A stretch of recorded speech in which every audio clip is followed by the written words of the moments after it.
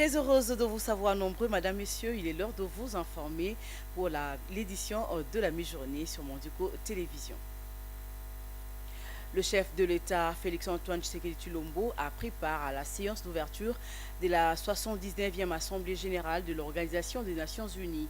Les discussions ont porté sur les inégalités mondiales et la réforme du Conseil de sécurité des Nations Unies. Antonio Guterres, secrétaire général de l'ONU, a ouvert cette session et a insisté sur la nécessité de changements profonds. La 79e session de l'Assemblée générale de l'ONU s'est ouverte le mardi 24 septembre à New York. Du 22 au 27 septembre, les dirigeants du monde entier vont défiler devant cette tribune afin de présenter leurs priorités et discuter sur les défis mondiaux pour faire progresser la paix, la sécurité et le développement durable. Les échanges portent sur le thème de ne laisser personne à côté, agir ensemble pour la paix, le développement durable, la dignité humaine des générations présentes et futures. La question des inégalités dans le monde et la réforme du Conseil de sécurité sera au cœur du débat général. Antonio Guterres, ouvrant le débat, a insisté sur la nécessité du changement profond dans le système international. Les inégalités mondiales se reflètent et se renforcent jusque dans nos propres organisations internationales. Le Conseil de sécurité des Nations Unies a été conçu par les vainqueurs de la Seconde Guerre mondiale. À l'époque, la majeure partie du continent africain était encore sous domination coloniale. À ce jour, l'Afrique n'a toujours aucun siège permanent au sein de la principale instance de paix du monde.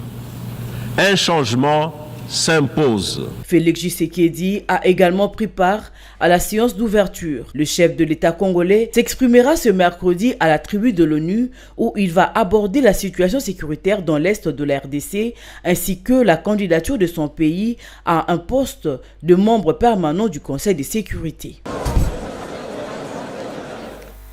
Et puis dans un autre registre, la situation sécuritaire dans l'est de l'évolution du processus de paix de Luanda et de Nairobi était au centre des échanges le mardi 24 septembre 2024 entre le président de l'Assemblée nationale, le professeur Vital Kamerhe, et le nouvel ambassadeur de la République française en RDC, Rémi Maréchal. Ces diplomates français s'est dit satisfaits d'actualiser le tableau sur la question sécuritaire dans la partie est du pays. Bijou Mouna pour le reportage. Le président de l'Assemblée nationale, le professeur Vital Kamerhe, a échangé le mardi 24 septembre 2024 avec le nouveau ambassadeur de la République française en RDC, Rémi Maréchal, venu lui remettre l'invitation de son homologue français, Yael Braun-Pivet. J'ai eu l'honneur de présenter au chef de l'État mes lettres de créance la semaine dernière, ce qui me permet maintenant de rencontrer les responsables des principales institutions de la République. Donc ce que j'ai commencé à faire aujourd'hui. Donc je suis venu me présenter au président de l'Assemblée nationale et discuter des relations entre la France et la République démocratique du Congo.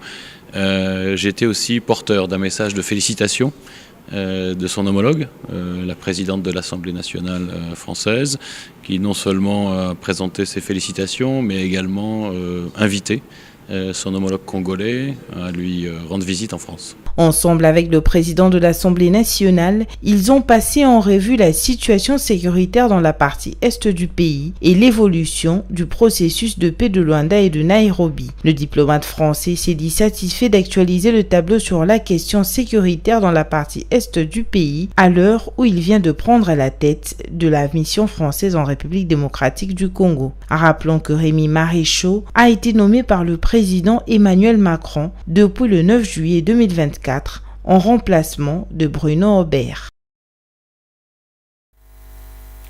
Tout à fait autre chose à présent, l'antenne provinciale de l'inspection de la police nationale congolaise, antenne du Nord Kivu, a désormais un nouveau bâtiment administratif. Ces bâtiments, d'une valeur de 153 000 $ américains, a été inauguré le mardi 24 septembre 2024 à Goma, chef-lieu de la province du Nord Kivu. Cette dotation de la MONUSCO, à travers la composante de la police UNPOL, permettra à l'inspection de la police nationale congolaise du Nord Kivu d'améliorer son travail, surtout dans cette zone en conflit. Bijou Lumuna, une fois de plus. L'antenne provinciale de l'inspection de la police nationale congolaise a désormais des bureaux pimpants neufs. La cérémonie des remises officielles de ce bâtiment a eu lieu le mardi 24 septembre 2024. Pour l'inspection générale de la police, ces nouveaux bureaux vont aussi aider à moderniser le travail de l'antenne provinciale de l'inspection de la police nationale congolaise. Le bâtiment que nous recevons ce jour va à coup sûr améliorer la qualité des services de l'antenne provinciale du Nord Kivu. On l'a évoqué tout à l'heure ici, l'acquisition de ce bâtiment met fin à un cycle de désagréments que nous avons connu, de suite justement du manque d'une infrastructure en propre. Cela n'est plus le cas aujourd'hui, désormais, et nous avons l'assurance et la certitude que les inspecteurs de l'antenne provinciale du Nord Kivu vont travailler dans les meilleures conditions et par conséquent vont produire un travail également meilleur. L'inspecteur général de la PNC a remercié la MONUSCO pour cette collaboration et le rôle qu'elle joue, surtout dans cette région en proie au conflit. La réalisation de ces projets permet aussi à la MONUSCO de voir l'inspection générale d'être dotée d'un cadre approprié de travail. La province du Nord Kivu, quant à elle, est fière de ces dotations qui prouvent la bonne relation entre la police nationale congolaise et la MONUSCO au sein du Nord Kivu, victime de la guerre imposée par le Rwanda. À l'occasion du foisonnement des groupes armés, il arrive que parfois il y ait des dérapages dans notre métier de policier. C'est ainsi que l'inspection, l'antenne provinciale de l'inspection générale de la police doit ouvrir l'œil et le bon. Autant il y a une épée de Damoclès sur le policier, autant ce dernier travaille comme il se doit. La MONUSCO, à travers sa police UNPOL, a commencé la construction des bâtiments de l'inspection de la police nationale congolaise par l'inspection générale à Kinshasa. Merci beaucoup. Bonne nouvelle pour les usagers de la route avec le nouveau charroi automobile Mbiocar. Pour garantir un service de qualité à ses clients, Mondico Holding a organisé le mardi 24 septembre 2024 au siège de la société une formation destinée aux chauffeurs nouvellement recrutés pour son service de transport Mbiocar. Suivi. C'est mardi 24 septembre. Mondico Holding a lancé une formation intensive de nouveaux chauffeurs pour les comptes de son service Mbiocar. Cette initiative vise à garantir le professionnalisme de tous les chauffeurs. Cette formation donnée par le colonel Kassongo avait 3 objectifs. La première, la maîtrise de l'application. Les chauffeurs ont appris à utiliser toutes les fonctionnalités de l'application, y compris la gestion des trajets, la communication avec le passager et la navigation. En deuxième position, la technique de conduite. Ils ont reçu une formation approfondie sur la conduite sécuritaire et efficace des nouveaux véhicules Mbiocar. En troisième et dernière séance de formation, c'était la qualité du service client. Cette partie de formation est dédiée à l'amélioration des compétences en service client, assurant une expérience agréable pour tous les passagers. Le formateur a insisté sur les techniques de conduite, la gestion des situations d'urgence et entretien des véhicules. Les chauffeurs ayant appris la formation ont exprimé leur satisfaction et leur amour de rejoindre les services Mbiocar. Déjà, la particularité avec Mbiocar est que il y a d'abord l'excellence, le confort, et puis il y a la sécurité du client, ainsi que de nous les agents, les chauffeurs de Mbiocar. En tout cas, soyez sûrs que vous serez en sécurité et puis vous aurez un confort impeccable. Avec cette formation, Mbiocar s'assure que ses chauffeurs sont non seulement compétents, mais aussi prêts à offrir un service de qualité supérieure à tous les utilisateurs. Cette initiative reflète l'engagement de Mbiocar pour l'excellence et la sécurité dans les transports de ses passagers. En dehors de nos frontières, le 24 septembre à Bamako, Reporters sans frontières et plus de 500 radios communautaires ont lancé un appel pour la protection du journalisme local au Sahel. Cette région en proie au terrorisme est devenue dangereuse pour le média. Enlèvements, assassinats et disparitions s'est multiplié contre le journaliste ces dernières années, selon le rapport plutôt de l'ONG Diane Bonga pour le commentaire. Cette insécurité a conduit à la fermeture de nombreuses radios communautaires dont le rôle est pourtant essentiel, celui d'informer et de sensibiliser la population. La détérioration de la situation sécuritaire a également mis les journalistes et animateurs sur forte pression, les obligeant à s'autocensurer pour préserver leur sécurité, ajoute RSF. Face à cette crise, Reporters sans frontières RSF recommande, entre autres, que les crises commises contre le journaliste fassent l'objet d'enquêtes approfondies. L'ONG réclame également la libération de journalistes toujours retenus en captivité, la reconstruction de locaux de radio communautaires détruits et la reconnaissance de l'importance de médias de proximité dans ces zones sensibles. C'est ces commentaires de Diane Bonga qui met un terme à cette première partie. Place à présent à la revue de presse avec Diane Bonga.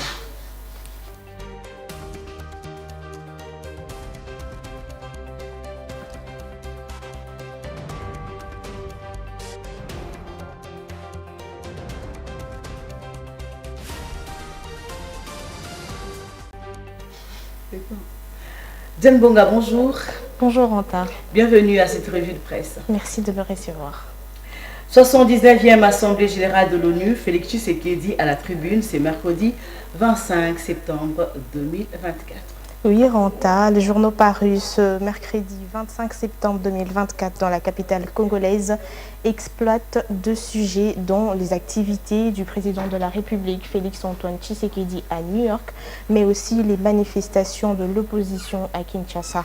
Alors, ouvrant ce kiosque, le président de la République, Félix-Antoine Tshisekedi, s'adresse ce mercredi 25 septembre 2024 à la communauté mondiale du haut de la tribune de l'organisation planétaire, rapporte le quotidien. Dans l'opinion informée, la question récurrente est celle de savoir de quoi Félix Tshisekedi va parler cette fois, étant entendu que la teneur de son adresse de septembre 2023 dans ses volets sécuritaires, de droits de l'homme ou de la résolution du conflit qui oppose son pays au Rwanda n'a pas connu la moindre avancée dans l'entre-deux sessions, allais-je dire, constate le tabloïd. Agression rwandaise, discours de Félix Tshisekedi à l'ONU, le temps est à la fermeté.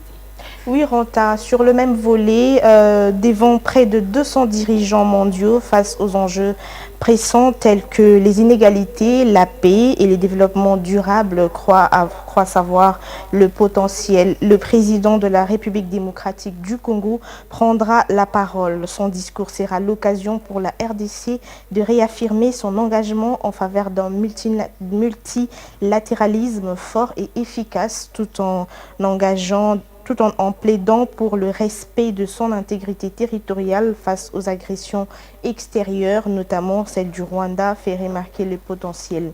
Des Congolais, pour la plupart, n'attendent pas voir leur président recourir aux jérémiades comme souvent, commente le Poste. Ils souhaitent plutôt entendre Félix Tshisekedi hausser les tons face à l'indifférence qui subit la RDC, victime de l'agression et autres crises dues notamment à l'insécurité, ajoute le journal.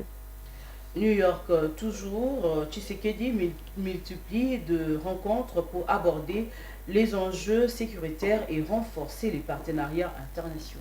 On reste toujours sur les sujets. Déjà le mardi 24 septembre à New York, le président Félix-Antoine Tshisekedi a participé à la séance d'ouverture de la 79e session de l'Assemblée générale des Nations unies, rappelle le confrère. Dans son discours d'ouverture, le secrétaire général de l'ONU, Antonio Guterres, a donné le ton. Pour lui, les inégalités mondiales se reflètent et renforcent jusque dans nos propres organisations internationales, renseigne le tabloïd. Sécurité dans la partie est du pays, santé et éducation, Félix Tshisekedi échange avec Antonio Guterres et Bill Gates.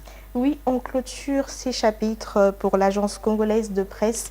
À la différence de certains pays de la planète, la République démocratique du Congo fournit l'effort d'éliminer progressivement quelques inégalités sociales décriées par le secrétaire général de l'ONU. C'est notamment, explique l'agence, dans les domaines du genre où la promotion des compétences féminines est effective jusqu'à de hautes fonctions du pays, en commençant par le gouvernement central dirigé par la première ministre, en la personne de la première ministre Judith Suminwa Tuluka.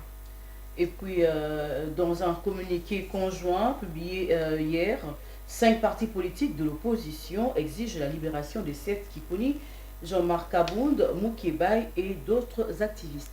Oui, Ranta, l'opposition en sit-in, l'opposition politique, toute tendance confondue, s'est fixé un rendez-vous ce mercredi devant le palais de la justice à Kinshasa-Gombe. Les opposants veulent protester devant le cabinet du ministre d'État en charge de la justice et garde de Sceaux, Constant Mutamba, contre les acharnements dont elle serait victime de la part du régime de Kinshasa, détaille Lettres hebdomadaire.